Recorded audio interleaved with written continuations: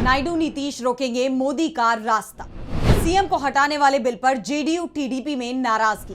Bill के समर्थन में नहीं बोल रहे जेडीयू टीडीपी के नेता।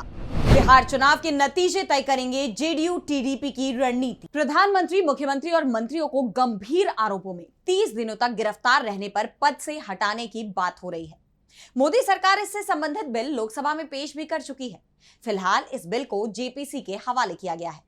लेकिन सवाल ये उठ रहे हैं कि इस बिल को लाने की जरूरत ही क्या पड़ गई, जबकि जेल में बंद कोई भी सीएम या मंत्री अगर कुर्सी भी नहीं छोड़ता है तो भी उसके पास कोई अधिकार नहीं होता।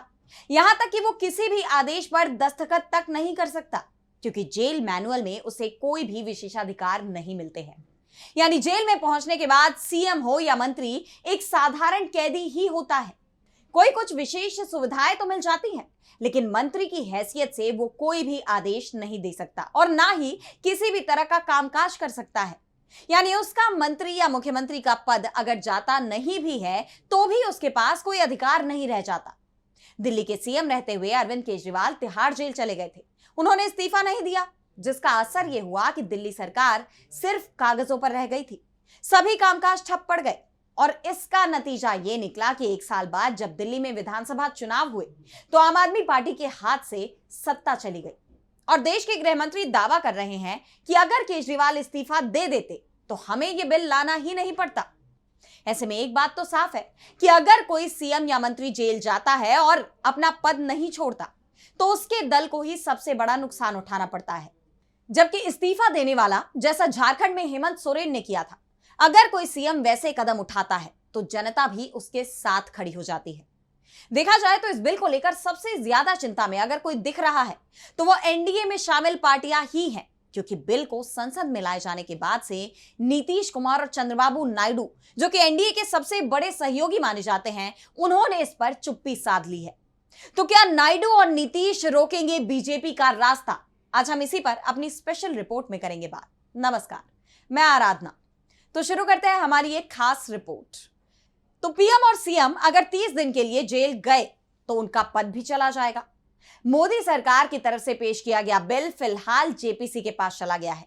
लोकसभा अध्यक्ष की तरफ से जल्दी ही इस बिल को लेकर जेपीसी का गठन किया जाएगा, जिसमें लोकसभा के 21 और राज्यसभा के 10 सदस्य शामिल होंगे।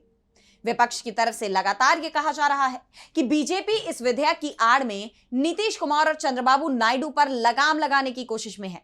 यानी यह विधेयक नायडू और नीतीश के लिए लाया गया है, क्योंकि सरकार चाहती है कि जेडीयू और टीडीपी की लगाम उसके हाथ में ही रहे और यह दल डर के चलते पाला न बदल पाए, क्योंकि नायडू और नीतीश की सियासत को समझने वाले ये जानते हैं कि मौका देने पर ये दोनों ही नेता पाला बदल जाते हैं। पिछले 3 दशक में ये दोनों ही नेता आधा दर्जन बार पाला बदल चुके हैं। ऐसे में अगर एनडीए में उन्हें जरा भी परेशानी हुई तो फिर से पाला बदलने में वो देरी नहीं लगाएंगे।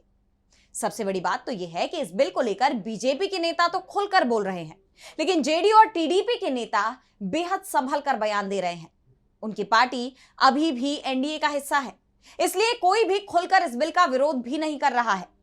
लेकिन अभी तक नीतीश कुमार या चंद्रबाबू नायडू की तरफ से इस बिल के समर्थन के भी संकेत नहीं दिए गए हैं। पार्टी के दूसरे नेता भी इस बिल को लेकर चुप्पी साधे हुए हैं। टीडीपी और जेडीयू नेताओं की चुप्पी यह बता रही है कि मामला फंसा हुआ है और यही कारण है कि बिल को जेपीसी के हवाले किया गया है।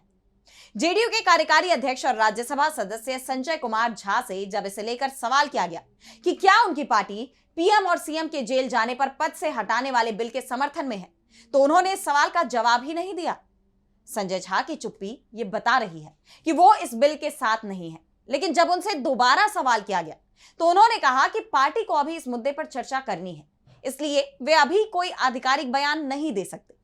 यानी जेडीयू के कार्यकारी अध्यक्ष ने यह साफ कर दिया है कि इस बिल को लेकर समस्या तो है, क्योंकि संजय झा भी अब समझ रहे हैं कि यह बिल सहयोगी दलों के खिलाफ ही लाया गया है। केजरीवाल तो सिर्फ एक बहाना है। हकीकत में नीतीश कुमार को ठिकाने लगाने की साजिश बीजेपी की तरफ से रची जा रही है। जेडीयू के साथ ही टीडीपी के नेता भी इस बिल को लेकर चिंता में दिखाई दे रहे हैं। आंध्र प्रदेश के मुख्यमंत्री और टीडीपी के मुखिया एन चंद्रबाबू नायडू के खिलाफ 19 आपराधिक मामले पहले से ही चल रहे हैं। ऐसे में अगर उन्हें किसी भी मामले में गिरफ्तार कर लिया जाता है तो फिर चंद्रबाबू नायडू भले ही केजरीवाल की तरह जेल से सरकार चलाने की बात कहें, लेकिन उनकी सरकार 30 दिन में ही चली जाएगी। टीडीपी के नेता और केंद्रीय मंत्री राम मोहन नायडू से जब सवाल किया गया तो उन्होंने भी बिल के समर्थन में बोलने से इनकार कर दिया। राम मोहन नायडू ने कहा कि जेपीसी में विधेयक का अध्ययन किया जाएगा, जो चिंताएं हैं उन्हें दूर किया जाएगा।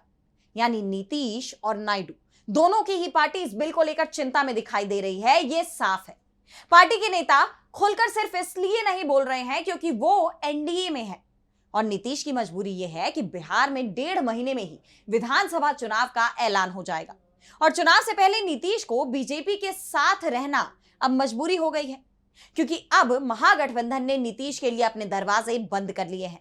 तो वहीं नायडू तो पहले से ही मुसीबत में दिख रहे हैं, इसलिए उन्होंने भी बिल को लेकर चुप्पी साध ली है। लेकिन विपक्षी दल इस बिल को लेकर खुलकर मोदी सरकार पर निशाना साध रहे हैं। कांग्रेस के सदस्य केसी वेणुगोपाल ने लोकसभा में विधेयकों को पेश करते समय सरकार पर निशाना साधा। उन्होंने कहा कि सरकार अपने सहयोगियों को डराने के लिए ऐसा कर रही है। उन्होंने अपनी एक्स पोस्ट में लिखा कि जब वोट चोरी हर किसी के दिमाग में है, जब राहुल गांधी की वोटर अभियान यात्रा को अभूतपूर्व समर्थन मिल रहा है, जब विपक्षी सरकारों को निशाना बनाने की जरूरत है, जब चंद्रबाबू नायडू और नीतीश कुमार जैसे सहयोगियों को धमकाने की जरूरत है, गृह मंत्री इस खतरनाक विधेयक को लाते हैं जो संघवाद के संवैधानिक सिद्धांतों पर प्रहार करता है। आरजेडी नेता तेजस्वी यादव तो यह दावा लगातार कर रहे हैं कि सरकार एनडीए के सहयोगियों को हटाने के लिए यह विधेयक ला रही है। उनका मानना है कि सरकार अपने सहयोगियों पर दबाव बनाने की कोशिश कर रही है।